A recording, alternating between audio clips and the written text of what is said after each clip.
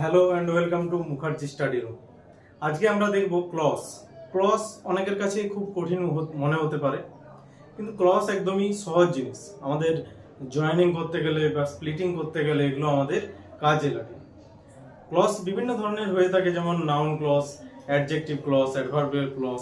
এগুলো কিন্তু জয়েনিং করতে যাওয়ার সময় আমাদের খুব কাজে লাগে। তো এগুলো আমরা প্রথম থেকে শেষ পর্যন্ত পুরো ক্লাসটা দেখব। দেখে তোমাদের কেমন লাগছে অবশ্যই কমেন্ট বক্সে জানিও। আর এভাবে ক্লজ আমি বলতে পারি এর আগে কেউ শেখায়নি। তো চলো ক্লজ একদম জলের মতো করে সোজা করে বলে দেওয়া হবে। প্রথমে আমরা দেখতে পাবো যে ক্লজ কি জিনিস। ক্লজ যে আমরা দেখবো সেই ক্লজ কি জিনিস। ক্লজ হলো সাবজেক্ট আর ভার্বের কম্বিনেশন, অর্থাৎ যেখানে সাবজেক্ট এবং ভার্ব একই সাথে থাকবে সেই সেই বাক্যের অংশটাকে আমরা ক্লজ বলতে পারি। সাবজেক্ট এবং ভার্ব একই সাথে যেখানে থাকবে সেই বাক্যের অংশটাকেই আমরা ক্লজ বলতে পারবো। যদি আমরা উদাহরণস্বরূপ দেখি যে he is Ram, he is Ram, এখানে দেখো সাবজেক্ট আছে, এখানে ভার্ব আছে। হি হলো এক সাবজেক্ট প্রোনাউন, ইজ হলো ভার্ব, বি ভার্ব। তো এখানে সাবজেক্ট আছে, ভার্ব আছে, এটা একটা ক্লজ। তাহলে হি ইজ রাম, এটা একটা clause. Who is Raju's brother, who is Raju's brother, যে হলো রাজুর ভাই।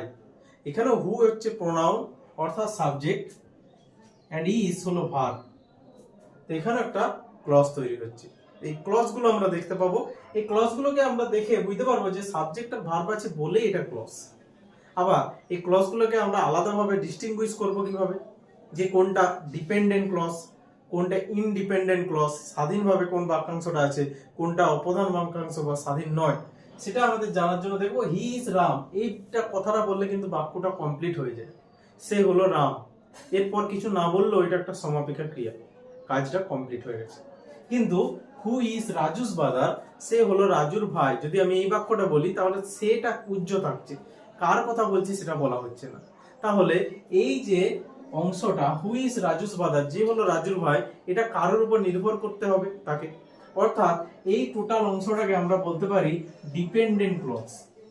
এই টোটাল অংশটাকে আমরা কি বলতে পারি, ডিপেন্ডেন্ট ক্লজ বলতে পারি, কারোর উপর ডিপেন্ড করছে, অর্থাৎ এটা বাক্যের অপ্রধান বাক্যাংশ বা সাবঅর্ডিনেট ক্লজ বা ডিপেন্ডেন্ট ক্লজ।